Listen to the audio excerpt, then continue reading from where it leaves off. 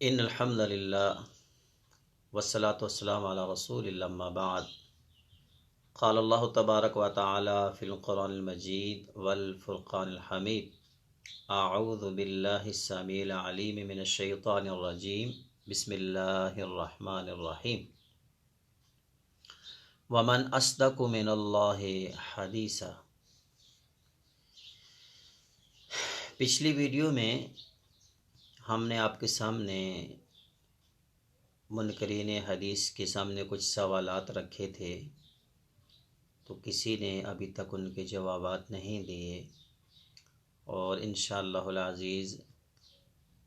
روز محشر تک اس کا جواب کوئی بھی نہیں دے سکتا، چونکہ حدیث مبارکہ کے علاوہ اس کے بغیر دین کو سمجھنا ہے ہی مشکل نہیں بلکہ ناممکن بھی ہے۔ رب العالمین کو معلوم تھا کہ رحمت للعالمین کی زبان سے جو الفاظ نکلیں گے ان کو نام کیا دینا ہے، کہیں ان کے لیے ایسا نام نہ تجویز ہو جائے کہ لوگوں کو وہ غیر مانوس لگے، ان کو عجیب لگے کہ یہ کیا لفظ استعمال کیا جا رہا ہے۔ تو اللہ کریم نے اس لفظ کو، لفظ حدیث کو قرآن میں بار بار ارشاد فرمایا۔ اللہ فرماتے ہیں فَمَا لِهَٰؤُلَاءِ الْقَوْمِ لَا يَفْقَهُونَ حَدِيثًا، اس قوم کو کیا ہو گیا ہے کہ یہ اس حدیث کو، اس کے بات کو نہیں سمجھتے، یعنی قرآن کو یہاں حدیث کہا گیا۔ افمن هذا الحدیث تعجبون، کیا اس بات پر آپ تعجب کرتے ہو؟ یہاں بھی قرآن کو حدیث کہا گیا۔ ومن اصدق من اللہ حدیثا، اللہ سے زیادہ سچی بات کون کرتا ہے؟ یہاں پر بھی قرآن کو حدیث کہا گیا تاکہ بار بار اس لفظ کو ریپیٹ کیا جائے کہ لوگوں کے ذہن میں یہ کوئی غیر مانوس اجنبی سے نہ لگے، بلکہ سنتے ہی کہ ہاں یہ لفظ تو ہم نے پہلے سنا ہوا ہے۔ اسی طرح جو پیچھے جملہ انبیاء کرام گزرے ان کی گفتگوؤں کو بھی اللہ نے حدیث ہی کہا ہے۔ جیسے حل اتاک حدیث ضیف ابراہیم، کیا آپ کے پاس ابراہیم علیہ السلام کے مہمانوں کے قصے کی وہ جو قصہ تھا، وہ واقعہ تھا، وہ بات آپ تک نہیں پہنچی؟ جناب ابراہیم کی گفتگو کو حدیث وہاں پر کہا گیا ہے۔ جناب موسیٰ علیہ السلام جب فرعون سے اس کے شر سے بچنے کے لیے مدین پہنچے تو اس واقعے کو بھی اللہ نے کہا کہ حل اتاک حدیث موسیٰ، کیا آپ کے پاس موسیٰ علیہ السلام کا واقعہ، ان کا قصہ، ان کی بات نہیں پہنچی؟ تو ساری بات کا خلاصہ یہ ہے کہ انبیاء کرام کی زبان سے نکلنے والے جو لفظ ہوتے ہیں ان کو حدیث ہی کہا جاتا ہے۔ اب رہا مسئلہ کہ کیا حدیثیں نبی صلی اللہ علیہ وسلم کے دور میں نہیں لکھی گئی تھی، یہ سب سے بڑا جو سوال اٹھایا جاتا ہے۔ پہلی بات ذرا یہ ذہن میں رکھیں کہ جو عرب کے لوگ تھے ان کے حافظے بہت زیادہ تھے، وہ چیزوں کو بہت زیادہ ذہن میں رکھتے تھے، یاد رکھتے تھے، اپنے نسب نامے یاد رکھتے تھے، جنگوں کی تاریخیں یاد رکھتے تھے، بہادری و شجاعت کے قصے یاد رکھتے تھے، بڑے بڑے دیوان جو ہے ان کے ذہنوں میں محفوظ ہوتے تھے، ایک جگہ بیٹھے بیٹھے 100 اشعار وہ کہہ جاتے تھے، اتنا ان کے پاس حافظہ تھا۔ اس وقت کسی چیز کو لکھنا یا اس کو لکھ کر پاس رکھنا یہ کند ذہن ہونے کی علامت ہوتی تھی، اس کو بڑا معیوب سمجھا جاتا تھا۔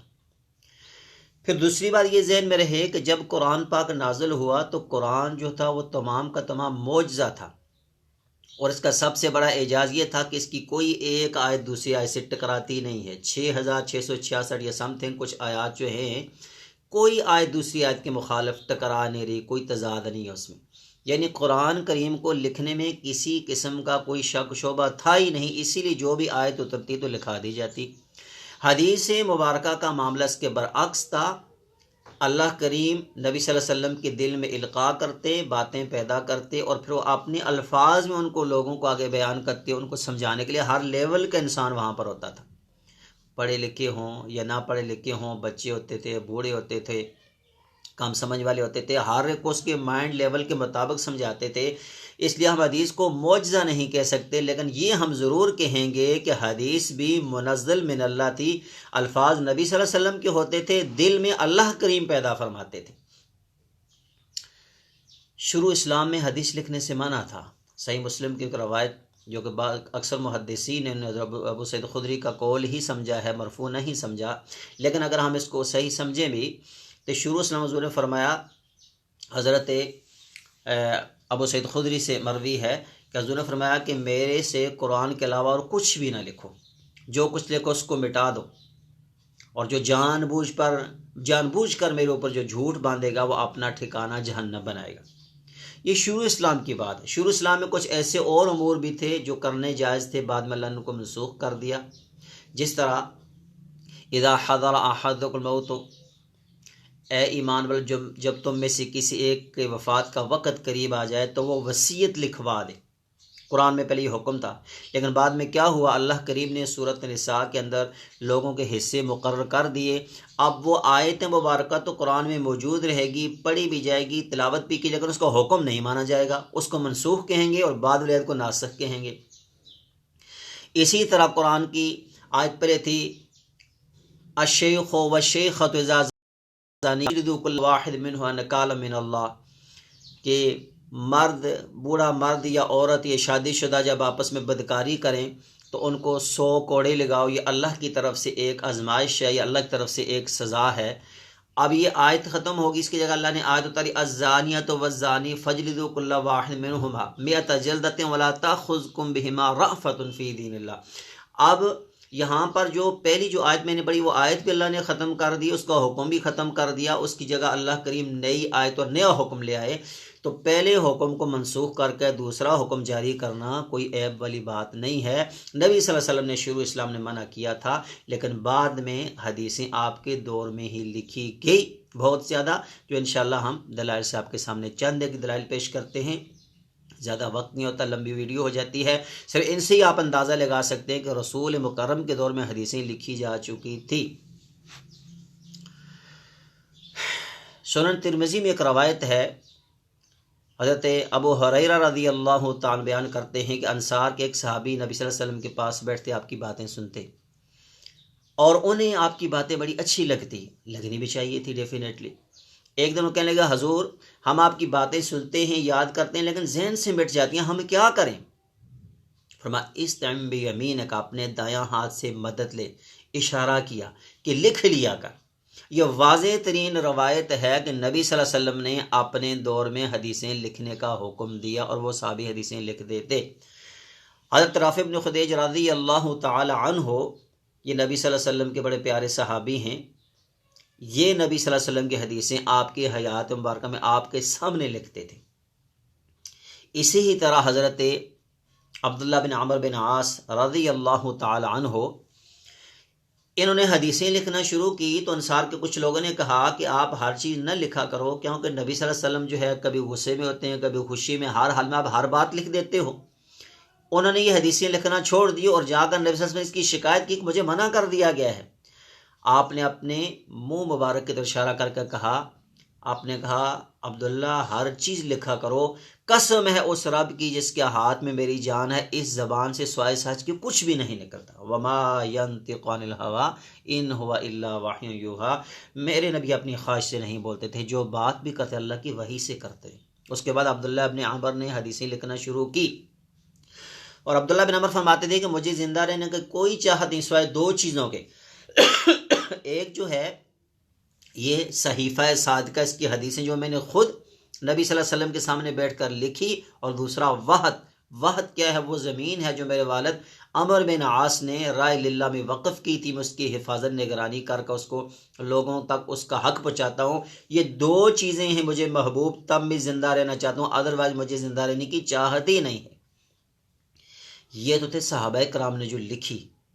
خود نبی صلی اللہ علیہ وسلم نے بھی لکھوائی اپنے حیات مبارکہ میں۔ فتح مکہ کے سال قبیلہ بنو خزاع کے ایک بندے نے بنو لیس کے ایک بندے کو قتل کر دیا۔ نبی صلی اللہ علیہ وسلم نے اپنی سواری پر سوار ہو کر خطبہ ارشاد فرمایا، اس کے اندر دیت، قصاص اور حرم کا جو کرائٹیریا ہے، جتنا ایریا جس کو حدود حرم کہا جاتا ہے، اس کی فضیلت بیان کی۔ جب آپ فارغ ہوئے تو یمن سے آئے ایک صحابی، ان کا نام تھا ابو شاہ رضی اللہ تعالیٰ عنہ، نے کہا حضور مجھے یہ لکھ دیں۔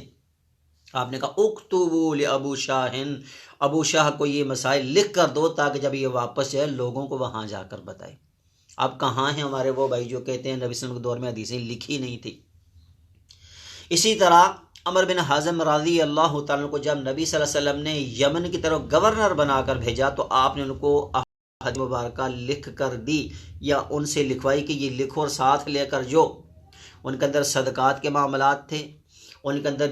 دیت کوئی کسی کو قتل کر دے، کوئی کسی کو زخمی کر دے، کوئی کسی کی ہڈی توڑ دے، کتنی دیت ہونی چاہیے، اس کے اندر فرائض کی حدیثیں تھیں، اس کے اندر سنتوں کی حدیثیں تھیں۔ نبی صلی اللہ علیہ وسلم نے عمرو بن حزم کو یہ لکھوائی، گورنر بن کر یمن میں گئے، یمن کے لوگوں کو وہ حدیثیں بتائی، انہوں نے عمل کیا۔ عمرو بن حزم کے بعد یہی کتاب ان کے پوتے ابو بکر بن حزم کے پاس تھی، اور امام ابن شہاب زہری یہ تبع تابعین میں سے ہیں، یہ کہتے ہیں کہ میں نے اپنی آنکھوں سے اس کتاب کو دیکھا، چمڑے کے اوپر وہ لکھی ہوئی تھی اور اس کے اندر حدیثیں تھیں، اور نبی صلی اللہ علیہ وسلم کی مہر مبارک بھی اس پر لگی ہوئی تھی۔ اس سے بڑی کوئی دلیل ہو سکتی ہے کہ حضور کے دور میں حدیثیں نہیں لکھی گئی تھی؟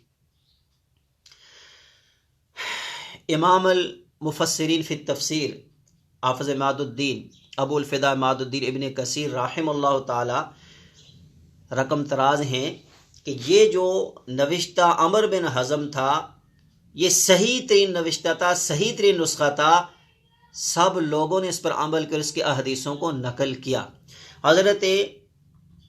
عمر رضی اللہ تعالی جب خلیفۃ المسلمین بنے، انہوں نے اسی نوشتے کو منگوا کر اس میں سے دیکھا کہ کوئی بندہ کسی کی انگلی کاٹ دے یا توڑ دے، اس کی کیا دیت ہے۔ اسی نسخے سے جو عمرو بن حزم کو رسول اللہ نے لکھوایا تھا، اسی سے مسئلہ نکال کر پھر انگلی توڑنے والے سے دیت لی کہ اتنی اونٹ تم دیت دو گے، تم نے ایک دوسرے بھائی کی انگلی کو توڑا ہے۔ اگر نبی صلی اللہ علیہ وسلم کے دور میں یہ لکھی نہ ہوتی تو عمر بن خطاب رضی اللہ تعالیٰ وہاں سے منگوا کر کیوں دیکھتے نسخے کو۔ اسی طرح حضرت علی رضی اللہ تعالیٰ عنہ کے پاس ایک کتاب لکھی ہوئی تھی، اور آپ ممبر پر کھڑے ہو کر فرمانے لگے کہ اللہ کی قسم اس کتاب کے اندر سوائے قرآن کے اور وہ باتیں جو میں نے رسول اللہ صلی اللہ علیہ وسلم سے سنی ہے میں نے لکھی اور کچھ بھی نہیں، اور یہ ساری حق ہیں۔ آپ نے اپنے بیٹے محمد بن حنفیہ رضی اللہ تعالیٰ کو وہ حدیثیں دے کر جب حضرت عثمان خلیفۃ المسلمین بنے ان کے پاس بھیجی، کہا یہ لے کر جاؤ اور عثمان سے کہو کہ ان کے مطابق فیصلہ کرے، یہ وہ باتیں جو میں نے ڈائریکٹ رسول اللہ صلی اللہ علیہ وسلم سے لکھی۔ اس میں زکوٰۃ کے مسائل تھے، اس میں یہ لکھا ہوتا کہ مسلمان کو کافر کے بدلے میں قتل نہیں کیا جائے گا۔ اس کے اندر یہ بھی مسائل تھے کہ کوئی انسان اپنی کاسٹ ذات چینج کر لے کہ میں فلاں ہوں، لو لیول میری کاسٹ، اس کو ہائی لیول کر دوں، یا کسی غیر کی طرف اپنا نسب کر دے، یہ کبیرہ ترین گناہ ہے۔ اس کے علاوہ وہاں حدود حرم، بیت اللہ اور بہت سارے دیت کے مسائل، بہت سارے ایسے مسائل تھے جو جناب علی المرتضیٰ نے ڈائریکٹ رسول اللہ سے لے کر، اور برسری ممبر کہتے تھے کہ اس نوشتے میں قرآن اور نبی صلی اللہ علیہ وسلم کے فرمان کے علاوہ اور کوئی چیز بھی نہیں ہے، اور یہ ساری صحیح میں نے لکھی ہوئی۔ اسی طرح بکر صدیق رضی اللہ عنہ کا نوشتہ بھی تھا۔ اس طرح جناب ابو ہریرہ شروع میں نہیں لکھتے تھے، لیکن بعد میں آپ نے بھی اپنے حدیثیں لکھی، قلم بند کی۔ متعدد دلائل ہیں کہ ایک صحابیوں نے یا تابعین نے حدیث بیان کی، ان کو اپنے ساتھ وہ گھر لے کر گئے اور جا کر کہا دیکھو بھائی میں نے بھی یہ نبی صلی اللہ علیہ وسلم سے لکھ کر رکھا ہوا ہے۔ نبی صلی اللہ علیہ وسلم کی احادیث صحابہ کرام کے دور میں لکھی گئی تھی، لکھی جا چکی تھی، صحابہ کرام لکھتے تھے، نبی صلی اللہ علیہ وسلم حکم دیتے تھے لکھنے کا۔ اس لیے یہ مغالطہ پیدا کرنا کہ حدیثیں تو بہت بعد میں لکھی، حدیثیں لکھنے والے اجمی تھے، حدیثیں لکھنے والے صحابہ کرام تھے۔ اگر ہمیں احادیث مبارکہ پر یقین نہیں ہو سکتا تو پھر قرآن پر بھی ہم یقین نہیں کر سکتے، کیونکہ انہی صحابہ کرام نے جنہوں نے نبی صلی اللہ علیہ وسلم کی حدیثیں قلم بند کی، انہوں نے ہی ہمیں قرآن پڑھ کر سنایا۔ نہ ہم نے حضور کو دیکھا، نہ جبرائیل کو دیکھا، نہ وحی اترتے دیکھا، نہ احد میں شریک تھے، نہ بدر میں شریک تھے، نہ حنین میں شریک تھے، نہ مکہ میں تھے، نہ مدینہ میں تھے، نہ مدنی صورتیں ہمارے سامنے نازل ہوئی، نہ مکی صورتیں ہمارے سامنے نازل ہوئی۔ یہ کس پر نازل ہوئی؟ رسول اللہ پر۔ اور رسول اللہ نے کس کو بتائی؟ صحابہ کرام کو۔ صحابہ کرام نے آگے ہمیں بتایا کہ قرآن کی فلاں صورت ہے، فلاں آیت ہے، فلاں فضیلت ہے۔ آج اگر ان پر ہم عمل کرتے ہیں تو پھر نبی صلی اللہ علیہ وسلم کی حدیثوں پر یہ یقین رکھنا پڑے گا کہ آپ کے مبارک دور میں حدیثیں لکھی گئی تھی، لکھی جاتی تھی، آپ لکھواتے تھے، صحابہ یاد کرتے تھے، آگے بیان کرتے تھے۔ اور یہ مغالطہ دینا کہ یہ بہت بعد میں لکھی گئی ہیں، یہ بہت ظلم ہے، زیادتی ہے، لوگوں کو دین سے بھگانے والی بات ہے۔ انشاءاللہ اگلی ویڈیو میں تابعین اور تبع تابعین کے جو نسخہ جات ہیں وہ آپ کے سامنے رکھے جائیں گے کہ وہ کس کس نے لکھی، پھر ائمہ کرام کے بارے میں لکھا جائے گا، بیان کیا جائے گا، ویڈیو اپلوڈ کی جائے گی۔ اللہ کریم ہمیں نبی صلی اللہ علیہ وسلم کی سنت پر عمل کرنے کی توفیق عطا فرمائے۔ من احب سنتی فقد احبنی ومن احبنی فَيَّ مَعِيَ فِي الْجَنَّةِ، جس نے میری سنت سے محبت کی اس نے مجھ محمد سے محبت کی صلی اللہ علیہ وسلم، اور جو نبی مکرم سے محبت کرے گا فرمایا وہ جنت میں میرے ساتھ ہوگا کہاتین، جس طرح ہاتھ کی 2 انگلیاں ہوتی ہیں۔ وَأَقُولُ قَوْلِي هَذَا أَسْتَغْفِرُ اللَّهَ لِي وَلَكُمْ وَلِسَائِرِ الْمُسْلِمِينَ وَالْحَمْدُ لِلَّهِ رَبِّ الْعَالَمِينَ۔